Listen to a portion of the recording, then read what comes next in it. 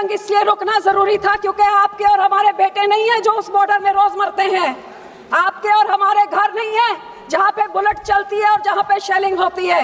उन गरीबों के बारे सोचिए जो इनका सामना करते हैं, और इसलिए जंग को रोकना बहुत जरूरी था।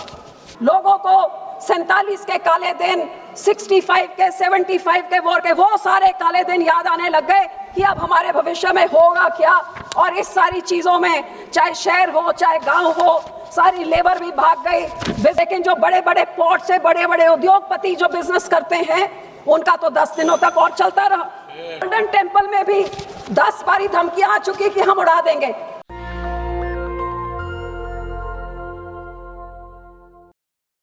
Out yesterday, I have been hearing both sides. Everybody over here spoke about their view of what this whole 72-hour episode was about. While the Treasury benches thumped their chest in victory, the opposition said that ye kya? In fact, not only showed their approval before me, a leader from the opposition party said, "Jang ruka kyun?" Sir, I am shocked to hear that in this house there are MPs who say, "Jang ruka kyun?" What were we here for? Were we here to fight and demolish Pakistan, or were we here to give them a befitting answer? Sir, jang रुका क्यों उनसे पूछिए जो लोग border में बसते हैं।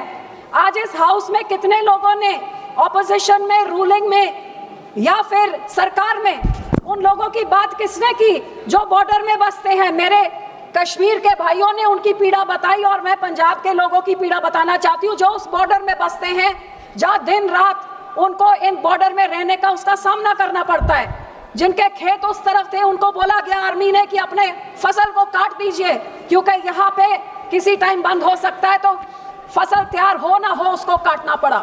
बेचारों को डर के मारे जब वो 3 दिन ऐसे वहां पे ब्लैकआउट हो रहे थे, ड्रोन चल रहे थे, फाइटर जेट्स चल रहे थे, लोगों ने डर के मारे अपने बच्चों को, अपनी बीवियों को, अपने परिवारों को, अपनी चीजों को लेके कैसे वहां से उनको अपना घर बार छोड़ना पड़ा।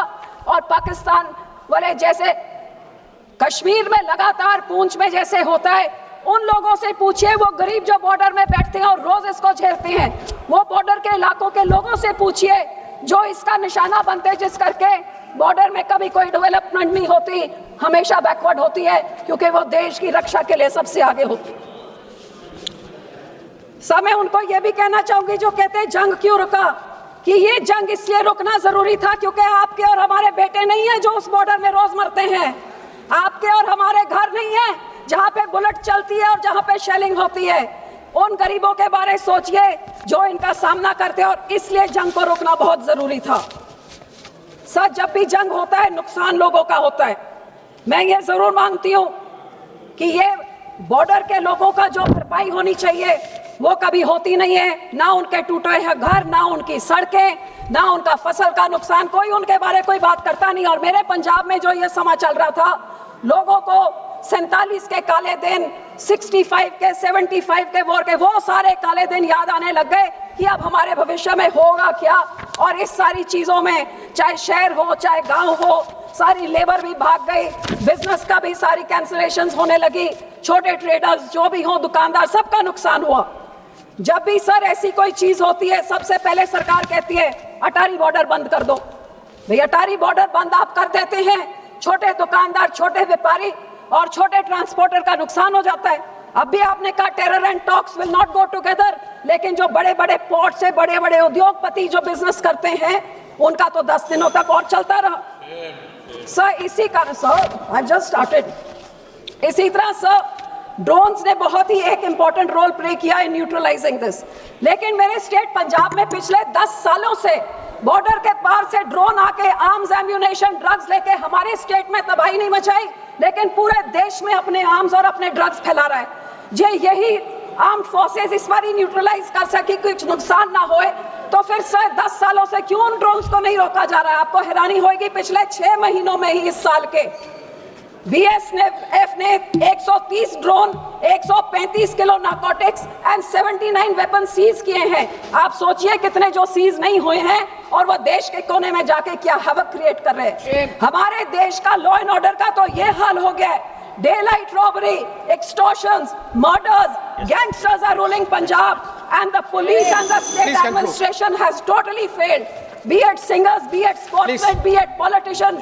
Sir, हमारे पुलिस स्टेशन में ग्रेनेड से हमले हो रहे हैं, रॉकेट लॉन्चर से विजिलेंस के दफ्तर में हमले हो रहे हैं, Thank और you. गैंगस्टर जेल में बैठ के सर 2 मिनट्स जेल में बैठ के टीवी के Please, इंटरव्यू please. दे रहे हैं. ये पंजाब के हालात हैं. सर गोल्डन टेम्पल में भी 10 बारी धमकियां आ चुकी कि हम उड़ा देंगे. क्या सरकार को उधर की नाकाम है? आप ही कुछ कर दिए. और इसी तरह सब well you can not deny कि there has been security lapse and that Please there has conclude. Been intelligence failure. And our agencies were called napping, but responsibility must be fixed, sir. Otherwise, no one can stop this. Sir, मेरे last 2 points, sir. Kailash Mansarovar का 1 point, please यात्रा conclude. शुरू कर सकते हो, Kartarpur Only 1 साहब point. Corridor खोलिए. India पाक क्रिकेट टीम क्रिकेट मैच हो सकता है तो दलजीत दोसांझ की मूवी क्यों नहीं चल सकती है?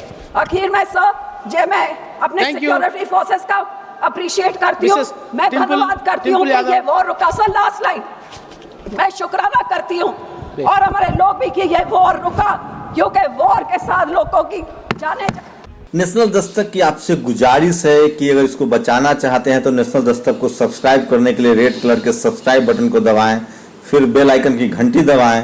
नेशनल दस्तक को बचाने के लिए बहुत जरूरी है कि हर खबर को शेयर करें, लाइक करें, कमेंट जरूर करें.